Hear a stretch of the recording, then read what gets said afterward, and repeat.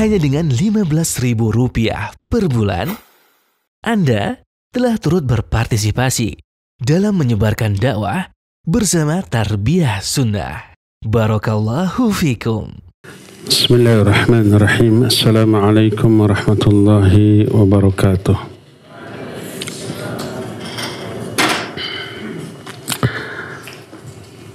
Alhamdulillah.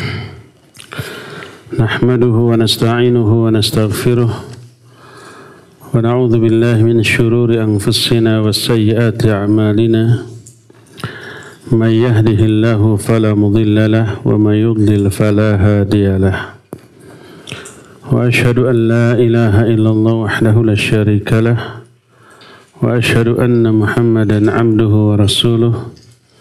Ya ayyuhalladzina amanu taqullaha haqqa tuqatih wa la tamutunna illa wa antum muslimun wa ba'd. Anak-anakku sekalian, para santri di Ma'had Tahfidz Quran Tarbiyah Sunnah Bandung, calon-calon hufal, semoga kalian bisa hafid dalam jangka waktu setahun. Tahun kedua itqan, memantapkan. Setelah hafid tidak lupa lagi. Jadi seorang hafid yang mutqin. Quran bukan untuk dihafal lalu dilupakan, tapi dihafal untuk ditanamkan di dalam jiwa-jiwa kita. Semoga kalian semua menjadi hufadz yang mutqinin, yang mantap di dalam hafalannya dan tidak lupa seumur hidup, tertanam dalam jiwa, teraplikasi dalam amal sampai di akhirat kelak. Anak-anakku sekalian, kita masuk ke pembahasan adab kepada Rasul Sallallahu Alaihi Wasallam. Kemarin sudah dibahas adab yang pertama adalah ittiba, mengikuti Nabi Alaihi Salatu Wasallam dalam segala hal, dalam beraqidah, dalam beribadah, dalam bermuamalah, dalam berakhlak, ya, dalam segala hal. Sekarang yang kedua,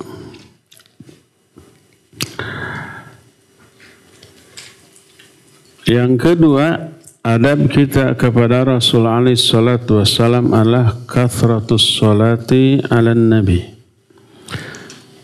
memperbanyak sholawat kepada Nabi sallallahu alaihi wasallam, terutama ketika nama beliau disebut.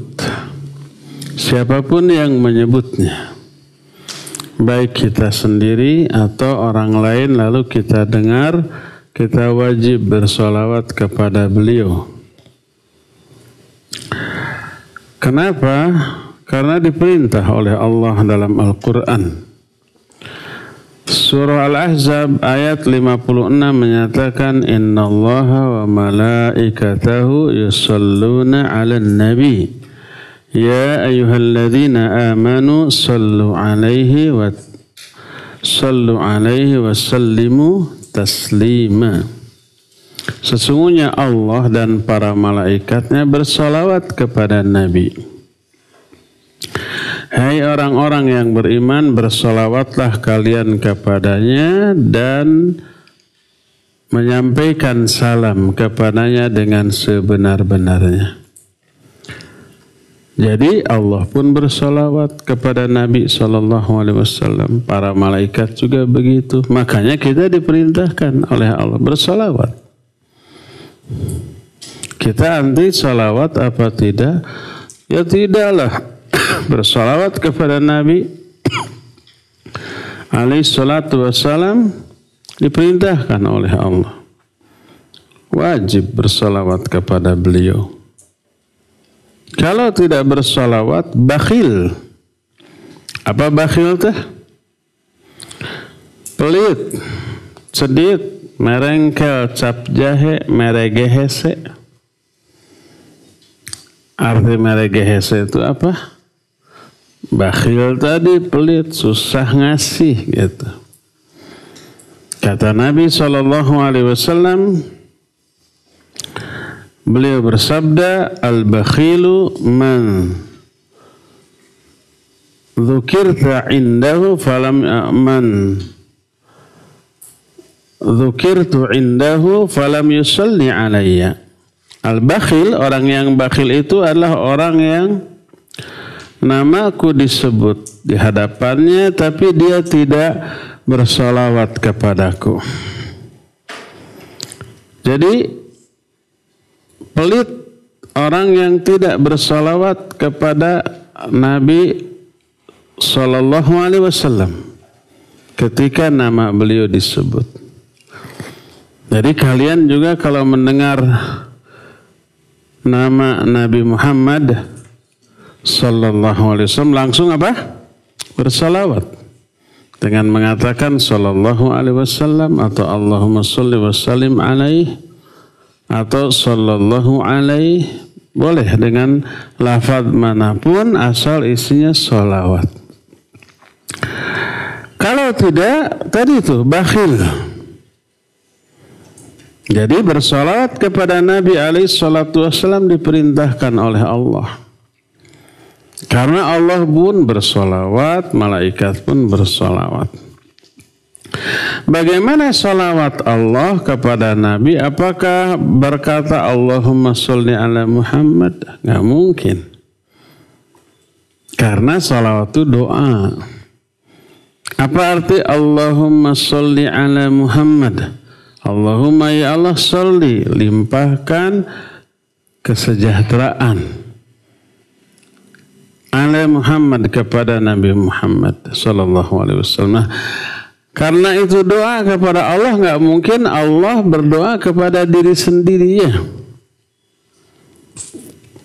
Sehingga yang dimaksud sholawat Allah kepada Nabi Muhammad sallallahu alaihi wasallam artinya pujian Allah kepada beliau di hadapan para malaikat. Itu perkataan para ulama, di antara Imam Abul Aliyah, salatullahi ala abdi sana'uhu alaihi indal malaikah. Salawat Allah kepada hambanya maksudnya pujian Allah kepada orang itu di hadapan para malaikat. Jadi di hadapan para malaikat itu Nabi Muhammad SAW dipuji, disanjung oleh Allah sebagai hamba yang paling baik hatinya, paling baik juga seluruh ibadah dan amal-amalnya, dipuji. Bisa nggak kita, bukan Nabi nih, kita nih dipuji oleh Allah? Mungkin nggak? Mungkin. Kalian tahu nggak sekarang kalian ini sedang memperoleh sholawat dari Allah dan para malaikat. Kenapa? Karena sekarang kalian ini sedang belajar. Orang yang belajar, orang yang mengajar, maksudnya belajar Islam, belajar syariat, belajar agama Allah. Orang yang belajar, orang yang mengajar itu diberi sholawat oleh Allah dan para malaikatnya. Suatu saat nih Nabi SAW ditanya, dzukira li Rasulillah SAW rajulan. Ditanya Nabi tentang dua orang nih. Ahaduhuma alim wal akhar abid. Satu alim bahasa Arab. Apa arti alim bahasa Arab? Orang berilmu. Bukan alim bahasa Sunda, Kadek. Apa alim bahasa Sunda? Nggak mau. Mau kue alim. Apa artinya? Nggak mau. Itu bahasa Sunda itu mah. Kalau bahasa Arab alim itu apa? Berilmu. Satu berilmu, satu ahli ibadah. Ahli ibadah mau getol ibadahnya. Yang fardu dilakukan, yang sunnah juga dilaksanakan. Tapi ilmunya kurang, bodoh dia. Semangat ibadahnya tinggi, ilmunya kurang. Yang satu orangnya berilmu, cuma ibadahnya hanya sebatas yang wajib saja. Yang sunnah sering ditinggal. Ditanya kepada Nabi SAW, mana yang lebih baik? Ilmu tapi ibadah pas-pasan, ahli ibadah tapi ilmu kurang. Dijawab oleh Nabi SAW. Fadlul alimi 'alal 'abid ka fadli 'ala adnakum. Wa fi riwayatin kal qamari lailatal badri 'ala sairil kawakib. Keutamaan orang berilmu dibanding ahli ibadah tanpa ilmu seperti keutamaan bulan di malam purnama dibanding bintang-bintang yang ada. Bulan dengan bintang di malam purnama terang mana? Terang bulan. Bulan cuma satu. Bintang berapa? Ada 10 bintang? Lebih, katanya jutaan. Tapi kecil-kecil kan? Cahayanya cuma kelap-kelip. Tapi kalau bulan di malam purnama menerangi bumi yang kita injak. Sampai kita berjalan di bawah bulan yang sedang purnama, ada bayangan tubuh kita? Ada. Terang. Jadi lebih utama satu bulan yang sedang purnama dibanding bintang-bintang yang ada. Seperti itu keutamaan ahli ilmu dibanding ahli ibadah tanpa ilmu. Lalu Nabi SAW melanjutkan, Innallaha wa malaikatahu wa ahlas samawati wal ard hatta namlah fi juhriha wa hatta al-hud la yusalluna ala muallimin nasil khair. Sesungguhnya Allah, para malaikatnya, seluruh makhluk penghuni langit dan penghuni bumi, sampai semut-semut yang ada di lubang-lubangnya. Semut sedikit apa banyak? Banyak, nggak kehitung semutnya. Satu lubang aja entah berapa juta semut. Ini ada berapa juta lubang di seluruh dunia. Sampai semut yang ada di lubang-lubangnya, sampai ikan-ikan yang ada di lautan. Mana yang lebih banyak? Penghuni laut, penghuni darat? Penghuni laut. Mana yang lebih luas? Lautan apa daratan? Lautan. Bumi yang kita injak ini sepertiganya daratan, 2/3-nya lautan. Lebih luas lautan daripada daratan. Penghuni lautan lebih banyak daripada penghuni daratan. Penghuni daratan aja nggak kehitung makhluknya, apalagi penghuni lautan. Kata Nabi SAW, sesungguhnya Allah, para malaikatnya, seluruh makhluk penghuni langit dan penghuni bumi, sampai semut yang ada di sarangnya, sampai ikan-ikan yang ada di lautan, seluruhnya bersolawat kepada orang yang mengajarkan ilmu dan belajar ilmu. Sekarang kita belajar. Selama belajar dapat sholawat dari Allah dan para malaikat. Jadi kita juga orang biasa juga bisa dapat sholawat dari Allah dan para malaikat. Dengan cara gimana? Belajar begini. Jadi selama kalian di sini lebih banyak belajarnya, lebih banyak mainnya. Lebih banyak belajar atau harus namanya. Mainnya ada biar nggak jemu. Belajarnya iya. Di saat istirahat belajar murojaah ngapalin. Apalagi sebentar lagi tuh kalian mau ujian.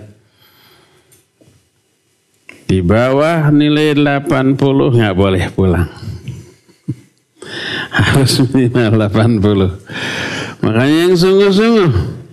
Orang-orang liburan pulang, ini 70 nilai, nggak boleh pulang, terus dikejar di sini. Harus sungguh-sungguh.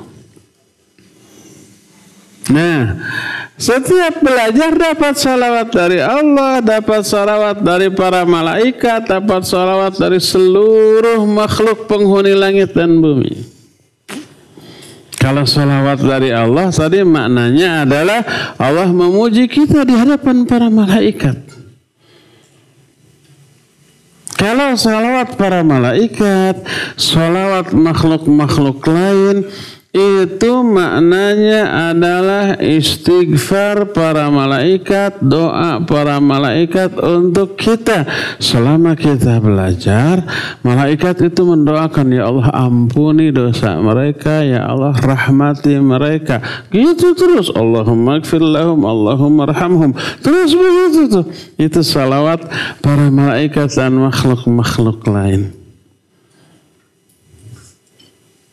Jadi orang yang belajar itu akan beda dengan yang tidak belajar. Yang main-main, yang santai-santai, yang rebahan-rebahan di rumah, yang melakukan aktivitas yang nggak ada gunanya, nggak dapat sholawat. Tapi yang belajar kayak kita dapat sholawat dari Allah dan para malaikat serta seluruh makhluk di muka bumi ini. Nah itu. Kalau Nabi Muhammad SAW terus-terusan, innallaha malaikatahu yusalluna ala nabi. Sungguhnya Allah dan para malaikat bersalawat kepada Nabi. Maka Allah perintahkan, ya ayyuhalladzina amanu sallu alaihi wa sallimu taslima. Hai orang-orang beriman, salawat kalian kepada Nabi alaihi salatu wassalam dan salam kepadanya. Makanya kalau kita mendengar nama beliau disebut, kita wajib apa? Bersalawat dengan cara mengucapkan sallallahu alaihi wasallam. Sallallahu alaihi itu salawat, wasallam itu salamnya. Semoga Allah limpahkan kesejahteraan dan keselamatan kepada beliau. Wajib hukumnya wajib kalau nama beliau disebut, karena diperintah oleh Allah. Makanya orang yang tidak bersalawat kepada Nabi SAW ketika namanya disebut, pertama disebut bakhil, kedua dia akan celaka. Kenapa celaka? Karena didoakan oleh malaikat Jibril, diaminkan oleh Nabi Muhammad SAW. Suatu saat Nabi SAW naik ke atas mimbar. Naik setingkat, dua tingkat. Karena mimbar Nabi SAW itu 3 tangga. Qama fi tsaniyah wa qa'ada ala tsalitsah. Beliau suka berdiri untuk khutbah di tangga kedua dan duduk di tangga ketiga. Itu mimbar Nabi SAW seperti itu. Seperti yang di masjid kita ya. Beliau naik ke atas mimbar. Tiba-tiba di atas mimbar beliau mengucapkan amin, amin, amin 3 kali. Para sahabat kaget. Terpuguh-puguh. Nggak ada doa, nggak ada apa kok bilang amin. Biasanya amin itu mengaminkan apa? Doa. Ini nggak ada doa, nggak apa, tiba-tiba amin. Bertanyalah para sahabat, alama amanta ya Rasulullah, apa yang engkau aminkan wahai Rasulullah? Beliau menjawab, atani Jibril, barusan datang Jibril. Lalu berdoa dengan 3 doa, aku aminkan 3 kali. Apa saja 3 doa ini? Saya tidak akan membahas 3-tiganya karena kepanjangan, 1 saja. Salah satunya malaikat Jibril begitu datang berkata, raqima anfumrin idza dzukirta indahu wa lam yusalli alaik faqul amin ya Muhammad, faqultu amin. Kata malaikat Jibril, celaka seseorang yang namamu hai Muhammad disebut di hadapan orang itu, tapi orang itu tidak bersalawat kepadamu. Sing cilaka, semoga celaka. Ucapkan olehmu amin hai Muhammad, maka aku pun mengatakan amin. Coba bayangkan, malaikat Jibril berdoa semoga celaka orang yang tidak salawat kepada Nabi SAW ketika namanya disebut, diaminkan oleh Nabi SAW, pasti makbul, pasti dikabul, pasti mujarab. Maka celakalah orang-orang yang tidak bersolawat kepada Nabi SAW ketika namanya disebut. Lalu apa keutamaan bersolawat? Banyak. Pertama, bersolawat kepada Nabi SAW adalah melaksanakan perintah Allah dalam Al-Quran. Tadi surah Al-Ahzab itu ayat 56. Ya ayyuhalladzina amanu sallu alaihi wa sallimu taslima. Hai orang-orang beriman, salawat kalian kepada Nabi dan bersalam kepadanya. Itu pertama, melaksanakan perintah Allah, pasti berpahala. Kedua, bakal dapat syafaat dari Nabi SAW. Ketiga, Allah berfirman, man jabil hasanah falahu asyru amsalihha. Siapa orang yang melakukan satu kebaikan akan dilipat gandakan 10 kali balasannya. Termasuk bersolawat. Kalau kita bersolawat kepada Nabi SAW sekali, balasannya Allah akan bersolawat kepada kita 10 kali. Kata siapa itu teh? Kata Nabi Muhammad SAW. Dalam hadis sahih riwayat Imam Muslim dari Abu Hurairah radhiyallahu an, Nabi SAW bersabda, man shalla alayya wahidatan sallallahu alaihi biha asyara. Siapa orang yang bersalawat kepadaku sekali saja, Allah akan bersalawat kepada orang itu 10 kali. Oleh karena itulah maka baca salawat. Terutama sangat dianjurkan membaca salawat itu kapan? Malam Jumat dan hari Jumat. Sekarang hari apa? Jumat. Nah, perbanyak salawat. Dari tadi malam begitu pada maghrib perbanyak salawat. Allahumma salli ala Muhammad wa ala ali Muhammad. Allahumma salli wa sallim wa barik alaihi. Allahumma salli ala Muhammad wa ala. Terus diulang-ulang. Boleh baca salawat yang kita baca dalam tahiyat. Allahumma salli ala Muhammad wa ala ali Muhammad kama sallaita ala ali Ibrahim. Barik ala Muhammad wa ala ali Muhammad kama barakta ala ali Ibrahim innaka Hamidum Majid. Boleh. Ulang-ulang itu sebanyak mungkin. Gak perlu dihitung 10.000 kali. Pokoknya sebanyak mungkin. Lebih banyak lebih bagus. Tadi malam, sekarang sampai nanti maghrib berbanyak salawat. Jadi salah satu di antara adab atau akhlak kita kepada Nabi SAW memperbanyak salawat kepada beliau. Berkata para ulama ketika menerangkan tentang faidah salawat. Wa kathratus salati ala Nabi sallallahu alaihi wasallam min a'zami asbabi syarhil sadr wa taysiril amr wa tanwiril qabr. Memperbanyak salawat kepada Nabi SAW adalah sebesar-besar atau seagung-agung sebab tenangnya hati kita atau lapangnya dada kita. Resah gelisah salawat. Dan dimudahkannya urusan kita. Serta diteranginya alam kubur kita kelak. Kenapa kita harus salawat kepada beliau? Karena jasa-jasa beliau yang besar. Karena jasa beliau kita jadi tahu Quran. Kita jadi mengenal Allah.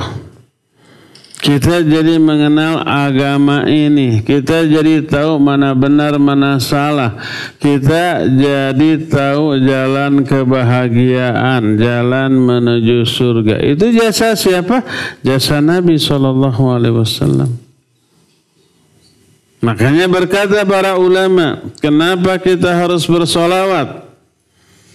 Beliau, para ulama itu menyatakan wa kaifa la yukthirul muslimu sholata ala nabi sallallahu alaihi wasallam wa huwa ahabul khalqi ilaih wa aktsaruhum ihsanan ilaih wa kullu khairin indahu bi barakati da'watihi sallallahu alaihi wasallam fa kathratus shalah alaihi dalilun ala mahabbatihi wa unwanun ala ittiba'ihi fa hadza min a'zamil adab ma'a Rasulillah sallallahu alaihi wasallam. Bagaimana seorang mukmin tidak memperbanyak salawat kepada Nabi, padahal Nabi itu adalah manusia yang paling dicintai oleh seorang muslim. Nanti di adab berikutnya kita akan menjelaskan adab kepada Nabi, mencintai beliau melebihi dari cinta kepada diri kita sendiri, melebihi dari mencintai orang tua, anak kita dan yang lain-lainnya. Jadi pertama, bersalawat adalah bukti kecintaan kita kepada Nabi SAW.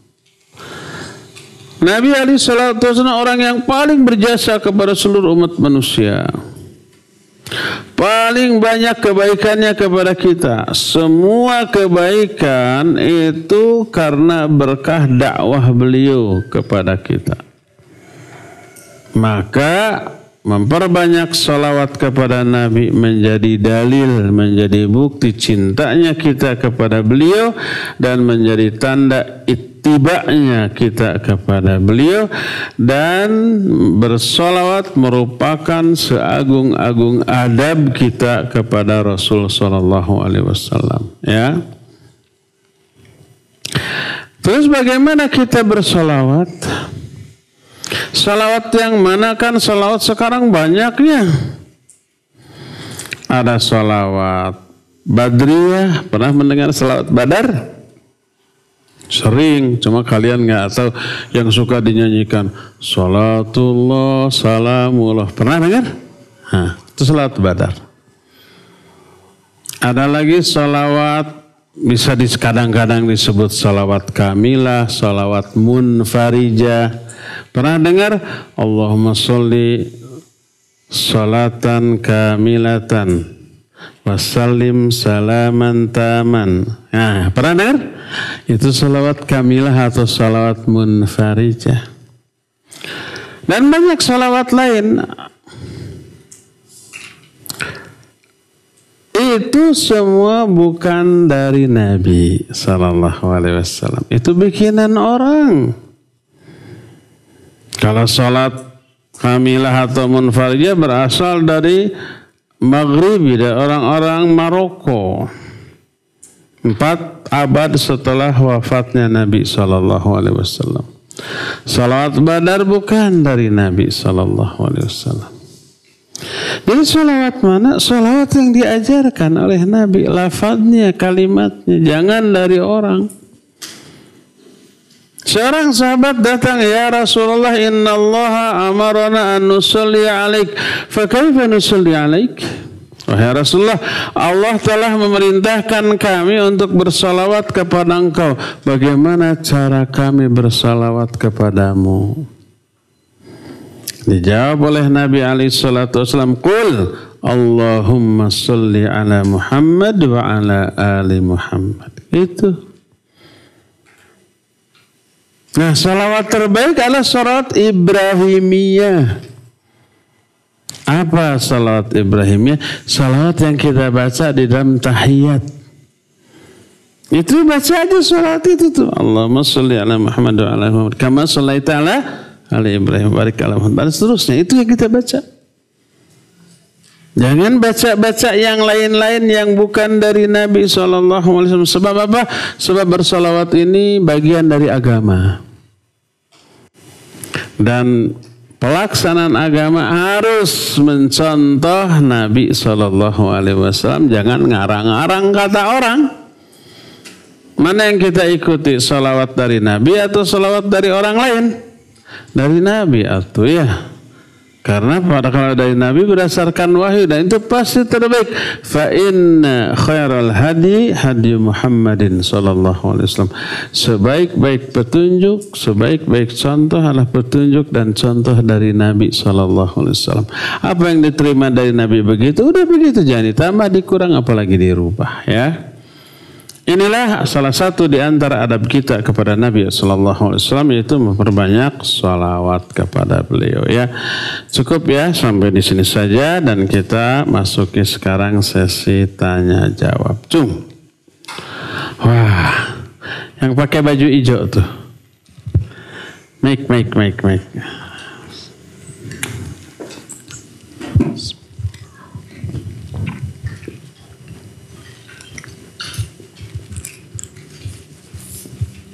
Nama?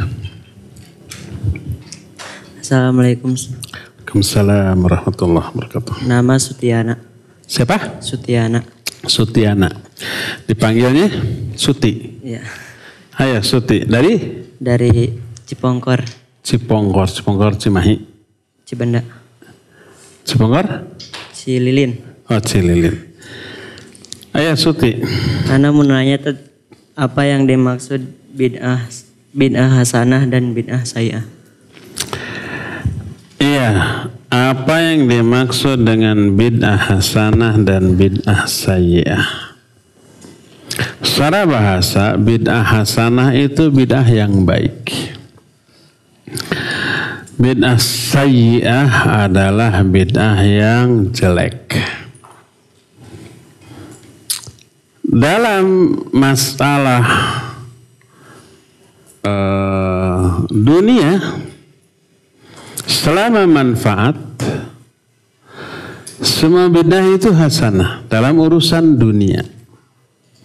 Contohnya apa? Teknologi, sains, ilmu pengetahuan, semacam kamera, TV, radio, HP. Ada di zaman Nabi Sallallahu Alaihi Wasallam? Tidak ada. Itu urusan agama atau urusan dunia? Urusan dunia. Maka secara bahasa, perkembangan teknologi, sains, IT sekarang, adanya HP, adanya mobil, adanya pesawat, adanya radio, TV, internet, secara bahasa itu disebut bid'ah, tapi yang hasanah karena bagus, manfaat bagi umat, dan itu di luar perkara agama. Baju begini ada nggak di zaman Nabi SAW? Tidak ada. Baik apa jelek? Baik saja, selama menutup aurat. Bid'ah dong. Kalau mau dikatakan bid'ah hasanah karena di luar urusan agama dalam perkara dunia. Adapun dalam perkara agama tidak ada yang namanya bid'ah hasanah. Nabi SAW menyatakan kullu bid'atin dhalalah, semua bid'ah dhalalah, sesat dalam perkara agama. Karena begitu Nabi SAW wafat, Islam ini sudah sempurna, lengkap, komplit, mengatur seluruh aspek kehidupan manusia sudah. Karena sempurna, nggak boleh ditambah, nggak boleh dikurang, nggak boleh dirubah. Menambah urusan agama, menguranginya, merubahnya adalah bid'ah. Dan semua bid'ah dalam perkara agama dhalalah, jelek, sayyi'ah. Tidak ada yang bid'ah hasanah. Itulah perbedaan antara bid'ah hasanah dan bid'ah sayyi'ah. Suti sini. Ta'al. Cung, siapa lagi? Siapa yang belum pernah nih? Muslim udah lama, kamu enggak? Bukhari. Muslim adiknya ya. Dari mana Bukhari? Dari Selacau. Katanya dari Cilembu. Apa? Apakah ada cara untuk mengobati hati yang sudah mati? Apakah ada cara mengobati hati yang sudah mati? Ada 3 jenis hati. Pertama, hati yang terbaik, hati yang hidup dan sehat. Itulah hati orang-orang mukmin yang bertakwa. Apa tandanya hati yang sehat? Tandanya semangatnya, moodnya, keinginannya untuk ibadah, amal soleh. Mudah tersentuh oleh bacaan Al-Quran, oleh pedaran hadis, oleh nasihat. Menerima. Dan anti kepada dosa, keburukan, kejelekan. Itu sebaik-baik hati. Semoga hati kita semuanya hati yang sehat ya. Kedua, hati yang hidup tapi sakit. Terkena penyakit. Penyakit apa? Ada 2 penyakit hati, syubhat dan syahwat. Kalau syubhat lahir dari kebodohan. Karena bodoh dia memiliki pendapat, pandangan, akidah, keyakinan yang salah, yang keliru. Keliru dalam memahami nama-nama dan sifat Allah. Menolak sifat-sifat Allah. Tidak percaya kepada sebagian dari apa yang wajib diyakini. Ada orang muslim tapi nggak percaya kepada takdir. Ada orang muslim tapi tidak percaya kepada adanya malaikat atau jin hanya karena tidak kelihatan. Kalau ke virus mah percaya, padahal virus kelihatan apa tidak? Enggak. Ada corona tidak? Ada. Kelihatan tidak? Tidak ada. Kenapa kita bisa yakin corona itu ada kalau nggak kelihatan? Karena ada dampaknya. Apa dampaknya? Orang yang terkena tersebut jadi sakit. Nafasnya engap, panas badannya, dan seterusnya lah. Itu tanda adanya virus. Walaupun nggak kelihatan. Nah, kepada yang seperti itu percaya, tapi kepada adanya malaikat, jin tidak percaya. Adanya ayat dan hadis tentang malaikat dan jin ditakwil.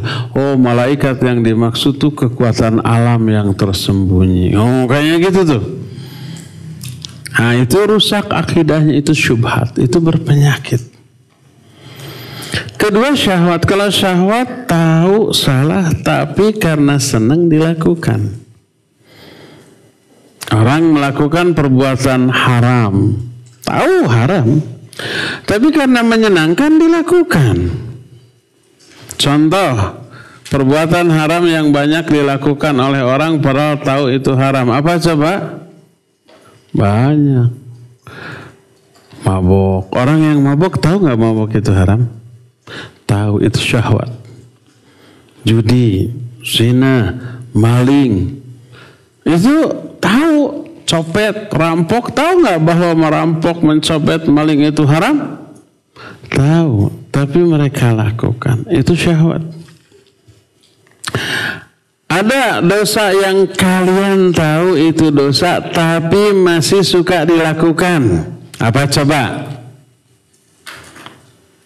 Yang masih suka kalian lakukan apa? Itu syahwat. Bohong, masih suka bohong? Nah, tahu nggak bohong itu dosa? Tahu, tapi kenapa dilakukan? Nah, itu karena syahwat. ngebuli, menghina, zalim kepada sama. Tahu itu haram, dosa? Tahu bahwa akan diazab di alam kubur di akhirat? Tahu. Kenapa dilakukan? Seneng, ngeganggu, ngegoda teman sampai nangis, sampai marah, itu seneng. Ya. Masih ada yang suka mengganggu orang temannya? Masih.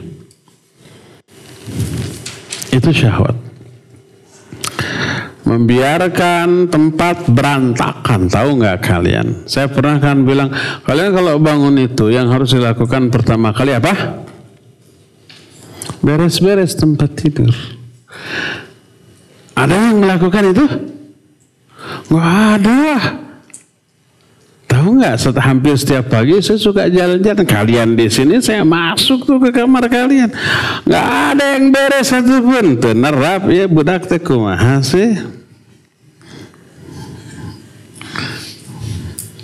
Nggak ada efek.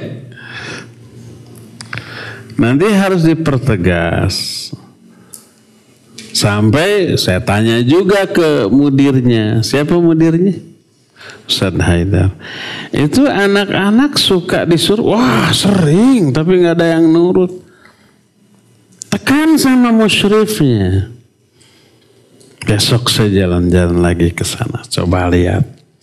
Beres apa enggak? Pabolotok, selimut, bantal, ada piring segala macam gitunya. Bekas makan tadi malam merenan gitu tah. Jadi yang orang yang hatinya hidup tapi sakit adalah orang yang kadang-kadang ibadah, melaksanakan kewajiban, kadang-kadang dia melakukan hal yang diharamkan. STMJ.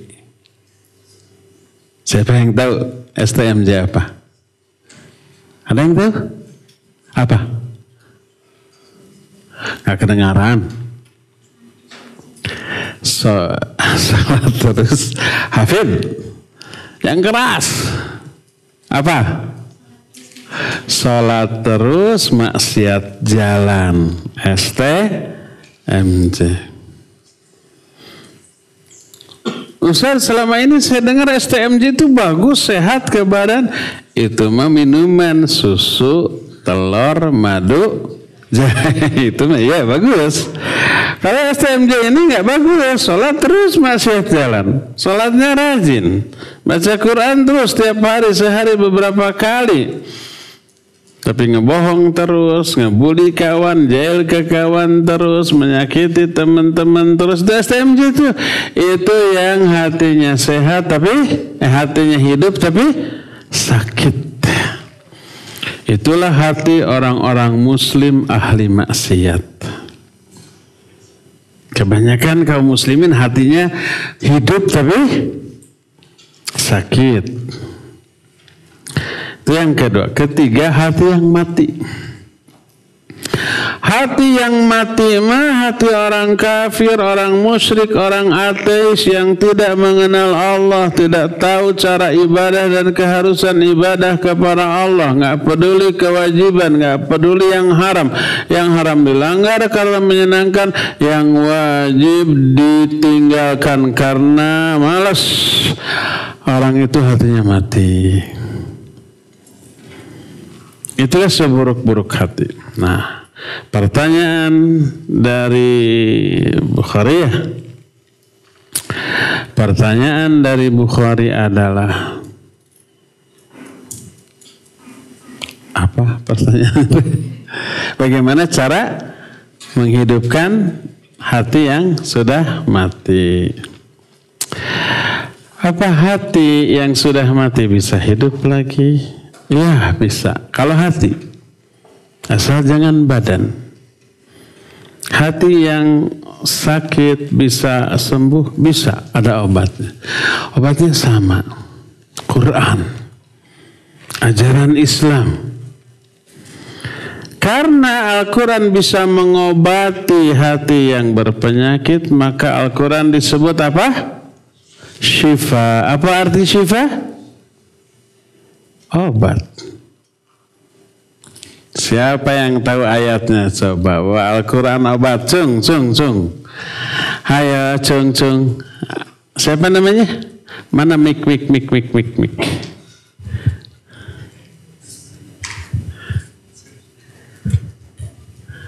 Ayo. Udah.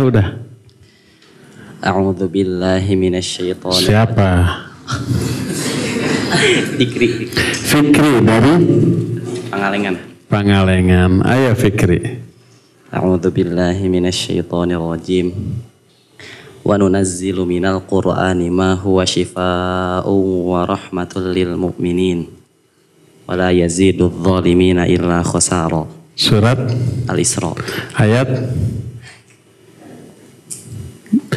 82. Allah berfirman, wa nunazzilu minal qur'ani ma huwa shifaa' wa rahmatul lil mu'minin. Wa nunazzilu minal Qur'an, dan kami turunkan minal Qur'an. Min di sini bukan artinya sebagian Qur'an, bukan. Min di sini disebut libayanil jinsi, menjelaskan salah satu di antara jenis atau fungsi Al-Qur'an sebagai obat. Pada hakikat semua Al-Qur'an obat. Kami turunkan Al-Qur'an sebagai obat. Huwa syifa wa rahmatul mu'minin, dan rahmat bagi orang-orang mukmin. Karena itulah maka Al-Quran bisa menyembuhkan. Obat bagi apa? Obat bagi hati yang terkena penyakit baik syubhat ataupun syahwat. Selain itu Al-Quran juga bisa menghidupkan ruh, bisa menghidupkan hati yang sudah mati. Contohnya apa? Para sahabat dulu kan kafir musyrik ya, Abu Bakar, Umar, Utsman dan yang lain-lain itu tadinya mati hatinya. Bagaimana nggak mati? Patung buatan mereka sembah.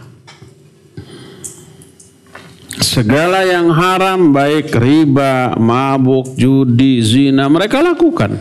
Hati mereka mati. Nah, begitu datang Al-Quran, mereka terima Al-Quran, hati mereka, jiwa mereka hidup lagi. Jadi Al-Quran itu ibarat ruh bagi jiwa. Maka salah satu di antara sebutan bagi Al-Quran adalah ruh. Siapa yang tahu ayatnya bahwa Al-Quran ruh? Cung, siapa? Bahwa Al-Quran disebut ruh. Siapa lagi yang tahu? Cung. Mungkin ada yang sudah hafal ayat ini tapi nggak tahu artinya. Fikri tahu? Apa? Itu pakai itu lagi. Ayatnya gimana? A'udzu billahi minasyaitonir rajim. Wa kadzalika auhayna ilaika ruham min amrina ma kunta tadri mal kitabu walal iman walakin ja'alnahu nuran nahdi bihi man nasya'u min ibadina. Artinya apa? Dan telah kami wa kadzalika, dan demikianlah telah kami wahyukan kepadamu ruh atas perintah kami. Barakallahu fiik. Fikri nanti doa. Allah berfirman, wa kadzalika auhayna ilaika ruhan min amrina. Demikianlah kami telah wahyukan kepada engkau, hai Muhammad, ruh dari perintah kami. Ruh yang dimaksud Quran. Kami wahyukan Quran yang disebut dengan ruh. Kenapa Quran disebut ruh? Karena salah satu fungsi Quran seperti fungsi ruh. Apa fungsi ruh? Menghidupkan. Kita sekarang hidup jasad kita. Ada orang yang sudah mati, padahal jasadnya semuanya utuh. Tangannya, kakinya, kepalanya semua ada seperti kita. Tapi kenapa dia mati kita hidup? Kenapa? Karena dalam diri kita ada ruh. Ruh itu menghidupkan jasad. Quran ruh bagi jiwa. Jiwa ini kalau sudah mati nggak ada Quran di dalamnya. Maka orang kafir, orang musyrik yang tidak ada Quran di dalam, tidak beriman sedikit pun kepada Quran, mati. Makanya para ulama kalau melihat rombongan orang kafir lewat, mereka menyebut itu ada kuburan yang sedang berjalan. Apa yang dimaksud kuburan yang berjalan? Tubuh orang kafir menjadi kuburan bagi hatinya yang sudah mati. Hatinya yang sudah mati terkubur di dalam badannya. Oh, itu kuburan berjalan. Itulah orang-orang kafir. Hatinya mati. Bisa nggak hati orang kafir yang mati dihidupkan? Bisa. Kalau mereka menerima Quran, beriman kepada Quran, meyakini kebenaran Quran, ya, membacanya, menghafalkannya, mengamalkannya, itu hidup lagi seperti yang dialami oleh para sahabat yang tadinya kafir, tadinya musyrik. Jadi hati yang sehat itu karena Quran. Kalian para penghafal Quran adalah orang-orang yang harusnya orang yang paling sehat hatinya, jiwanya, karena diisi oleh Al-Quran yang merupakan ruh sekaligus obat. Gak boleh lagi ada kezaliman kepada sesama, malas dalam ibadah, beramal soleh. Gak boleh lagi nanti besok kalau ditinjau itu tempat tidurnya masih amrut, awut-awutan, pabalatak, semrawut. Selimutnya harus sudah terlipat rapi. Bantalnya juga jangan awut-awutan, acak-acakan, acak adut. Sarung terlipat rapi. Baju kotor kan ada tempatnya di sono. Jangan ditamrukan di kamar. Ditamrukan tadi, ditamrukan, disimpan. Nanti mengundang penyakit, nyamuk dan seterusnya. Piring kotor nggak boleh ada di sana. Dan seterusnya, ya. Kalian menjadi orang dengan hati yang paling sehat. Nah, Al-Quran juga bisa menyembuhkan hati yang kena penyakit, baik syahwat ataupun syubhat. Dan Al-Quran bisa menghidupkan kembali hati yang sudah mati. Dengan cara difahami Al-Quran itu, diyakini kebenaran, diamalkan, akan sehat lagi, ya. Wallahu a'lam. Sini Bukhari, sini Fikri, Suti udah? Jangan lagi kalau udah. Satu. Antum ambil dua, sebab dua kali ngejawab. Kok sama? Oh, itu panjang satu. Iqbal, mau ngejawab? Mau ngejawab? Oh, mau nanya. Mana itunya? Mic. Kasih estafet.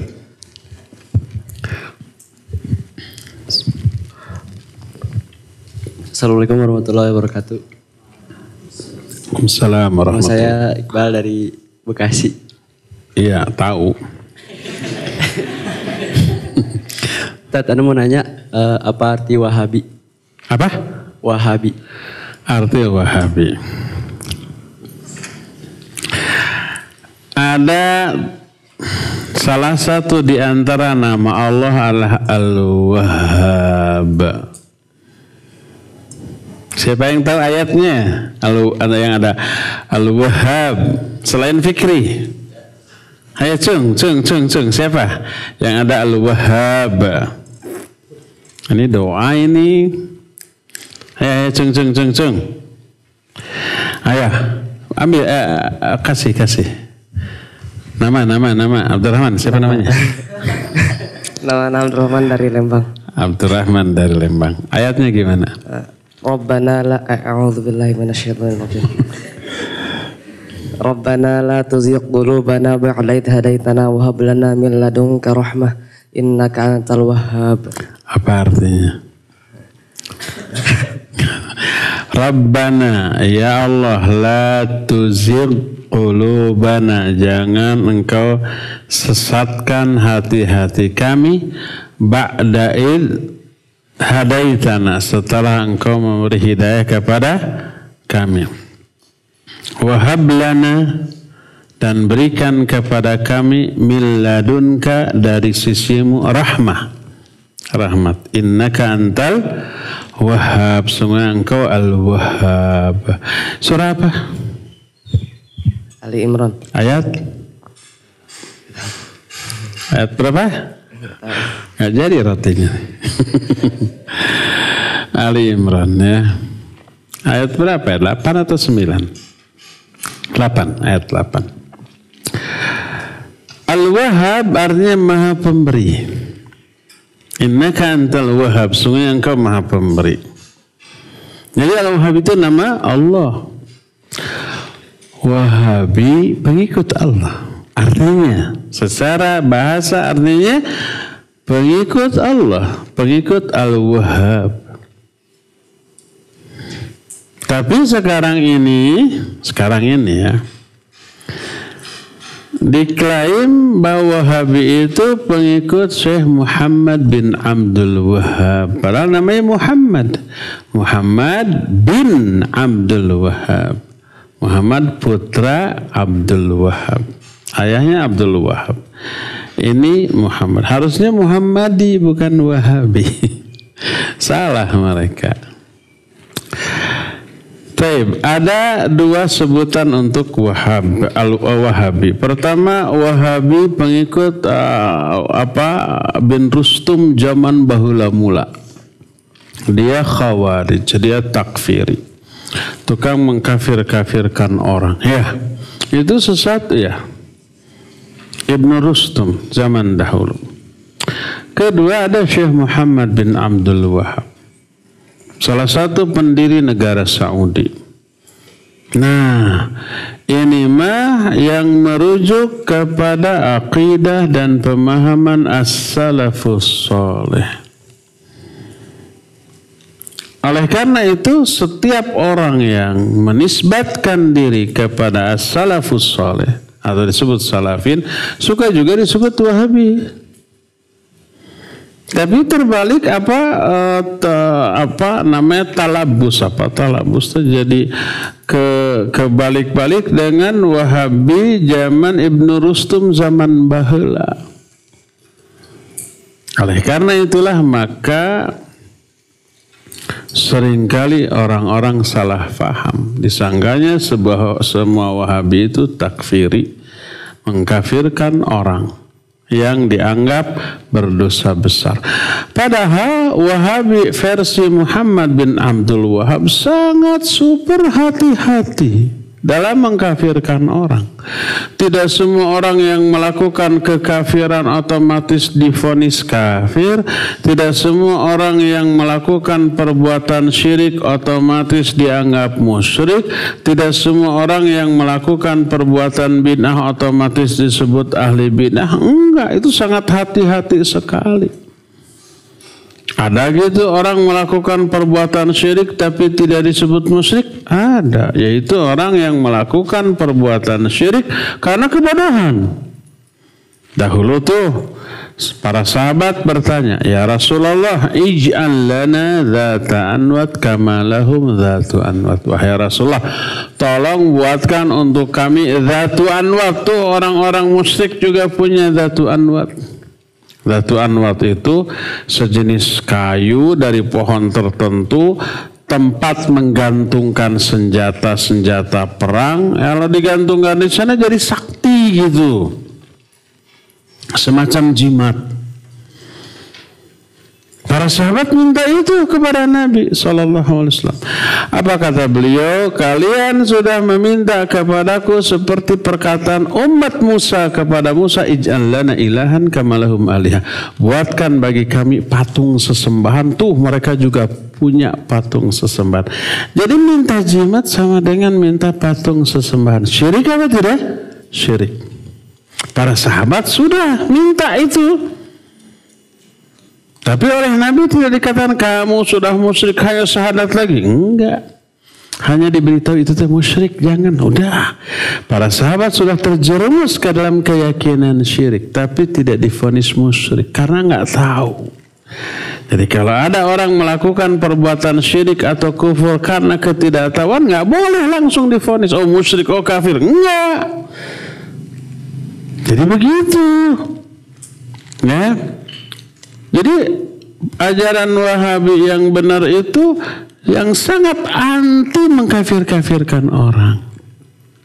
Yang sangat anti menyebut nama orang.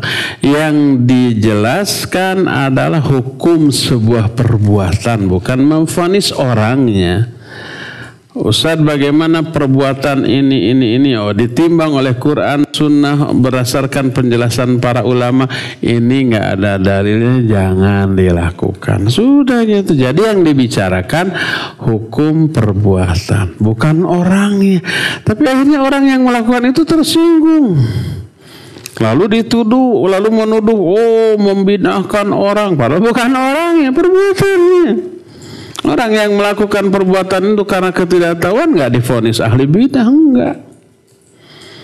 Mereka salah paham saja ya. Demikian wallahu a'lam bishawab. Ini habis untuk Iqbal sama Abdurrahman. Siapa yang mau piringnya? Mau piring? Nih sini. Wassallallahu ala nabiyina Muhammadin wa ala alihi wa ashabihi wasallam. Assalamualaikum warahmatullahi wabarakatuh.